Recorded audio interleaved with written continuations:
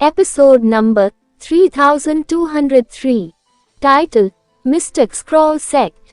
अब किंग अवधेश सैनी को पता चल गया था कि वीर एक गॉड स्पिरिट है। उसके दिल का पत्थर गिर गया। अब उसे यह चिंता नहीं थी कि वीर अमन सैनी या एंडरसन किंगडम के साथ कुछ करेगा। गॉड स्पिरिट मनुष्यों से अलग अलग चीजें चाहती थी।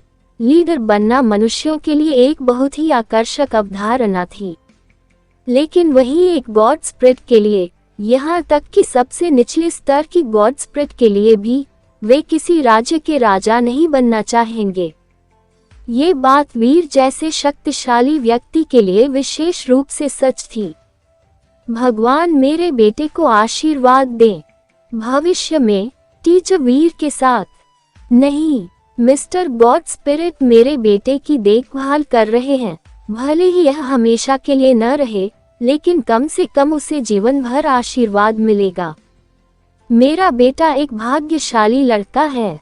वीर ने अपनी पूरी शक्ति लगा दी। उसने कुछ समय के लिए reverse super god spirit mode को दबा दिया।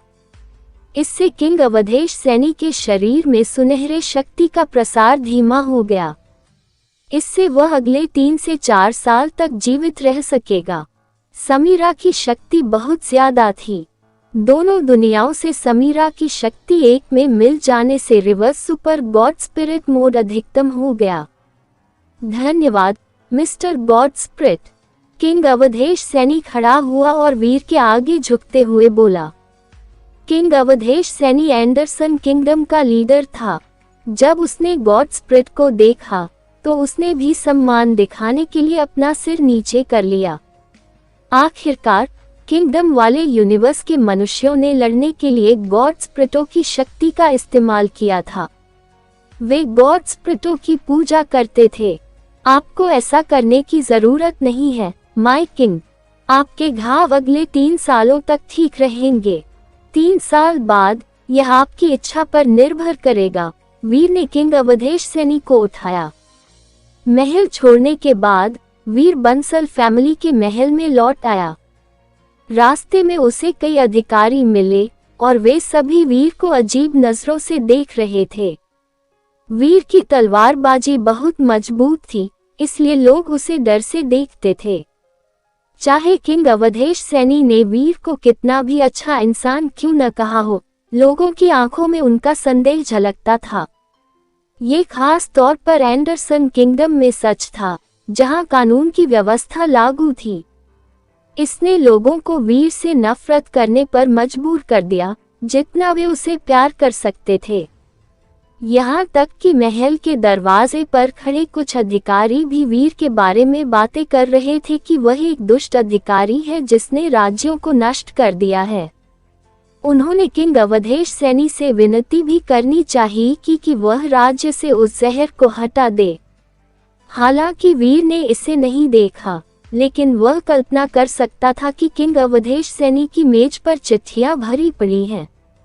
ये संभावना थी कि उस ढेर का 90% हिस्सा उसकी गिरफ्तारी की मांगे थी। वीर को इसकी परवाह नहीं थी। वह एंडरसन किंगडम के लोगों के दिलों में अपनी छवि बदलने के मूड में भी नहीं था। बंसल फैमिली के महल में वापस आकर वीर ने आधी जली हुई मोमबत्ती से खेलना शुरू कर दिया। वह मोमबत्ती उल्लेखनीय रूप से अजीब थी। मोमबत्ती को पकड़े हुए वीर मृत प्राणियों की आत्माओं को देखने में सक्षम था। आत्माएं सक्रिय नहीं लग रही थी, वे केवल जेनो हॉल की भयानक छवि की ओर आकाश में तैर रही थी। जेनो हॉल सिर्फ मोमबत्ती को पकड़कर ही दिखाई देता था। जब उसने मोमबत्ती नीचे रखी तो उसे पता चला कि जेनो हॉल अब दिखाई नहीं दे रहा है। ये वाकई अजीब था। वीर ने सोचा, अगर मैं इस मोमबत्ती को पकड़कर अंतरिक्ष में चला जाऊं, तो मुझे आश्चर्य है कि क्या मैं उस जेनो हॉल में प्रवेश कर पाऊंगा। वह जानता था कि आधी जली हुई मोमबत्ती में एक रहस्यमयी शक्ति है, लेकिन वह वास्तव में इसका ज्यादा इस्तेमाल नहीं कर सकता था। वह इसके साथ मिलकर काम नहीं कर सकता था और इसमें कोई ठोस शक्ति नहीं थी जिसे वह इस्तेमाल कर सके। वीर ने सोचा, मुझे नहीं पता कि नाइट गॉड नो मून को यह आधी जली हुई मोमबत्ती कहाँ से मिली, इसलिए अगली बार जब मैं उससे मिलूंगा तो मुझे उससे जरूर पूछना पड़ेगा। फिर उसने मोमबत्ती को दूर रख दिया। वीर ने मैथी किंगडम के बर्फ के मैदानों में जाने की योजना बनाई। वहां जाने की उसकी यात्रा बहुत लंबे समय से टल रही थी। उसे अभी तक उपयुक्त जीन नस्ल नहीं मिली थी, इसलिए वह बर्फ के मैदानों में अपनी किस्मत आजमाने जा रहा था।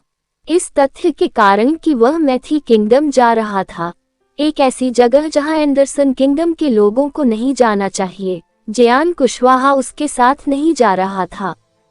अगर वह एंडरसन किंगडम से बाहर निकलता तो शायद उसे त्याओ पैलेस के लोगों द्वारा मार दिया जाता।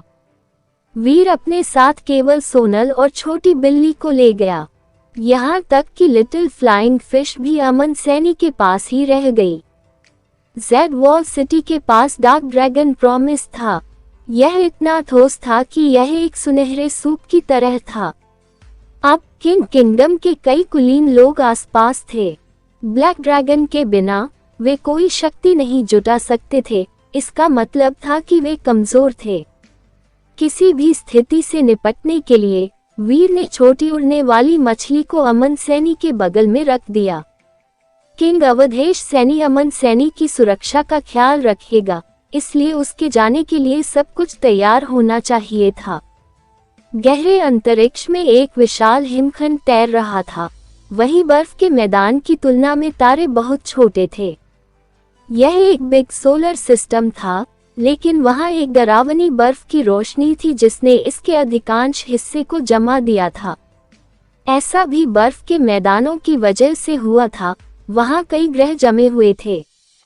चूंकि बर्फ के क्षेत्र बहुत खास थे, इसलिए ग्रह बर्फ के क्षेत्रों के अंदर जमे हुए थे। नतीजतन जीन अंडे तक पहुंचने के लिए जमीन की नाड़ियों को खोदना बहुत मुश्किल था। मैथी किंगडम में बर्फ के मैदानों के बारे में बहुत से लैंड पल्स मास्टर कुछ नहीं कर पाए।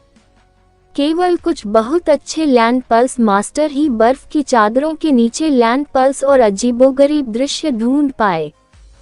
फिर भी बर्फ के नीचे छिपी भूमि की पल्स को तोड़ना अभी भी बहुत कठिन था। हर कोई जानता था कि बर्फ के मैदानों में सुपर गॉड पल्स घात लगाए बैठे हैं। दुर्भाग्य से वहां बहुत कम लोग थे जो जमीन की पल्स को ढूंढकर खोद सकें। यहाँ तक कि अगर मैथी किंगडम के लोग भी उस जगह के बहुत करीब होते तो वे वहां कभी नहीं जाना चाहते। वहीं बर्फ के मैदानों में दो सुंदर युवक एक जैक किरण के ऊपर सवार थे। अगर कोई करीब से देखे तो उसे एक युवक दिखाई देगा जो देखने में सुंदर और खूबसूरत लग रहा था। उसकी गर्दन पर एडम्स एप्पल भी नहीं था। वह एक महिला थी जो पुरुष के वेश में थी। बड़ी बहन, क्या इन बर्फ के मैदानों में सचमुच वह पौराणिक gene race ice sad evil lady है? आदमी ने कुछ उलझन के साथ पूछा। पुरुष के वेश में छिपी महिला ने उसकी बात सुनी और जवाब दिया, मिस्टिक स्क्रॉल सेक्ट के पुराने स्क्रॉल के अनुसार यह अजीब दृश्य एक सैड आइस फेरी साइन है। 80% से 90% संभावना है कि दुर्लभ gene race ice sad evil lady होगी। इस बार हमें दुर्लभ जीन रेस को प्राप्त करना होगा ताकि हमारे मिस्टिक स्क्रॉल सेक्ट को एक और दुर्लभ जीन रेस मिल सके। अगर यह वास्तव में आइस सैड इविल लेडी है, तो क्या इसका मतलब है कि आप उसकी शक्ति का उपयोग हमारे मिस्टिक स्क्रॉल सेक्ट के गुप्त और अद्भुत कौशल का अभ्यास करने के लिए कर सकती हैं? आदमी ने पूछा। चलो पहले आइस सैड इविल लेडी को खोजते हैं, महिला ने ठंडे स्वर में कहा। दो जैक किरण बर्फ के मैदानों में दौड़ रहे थे।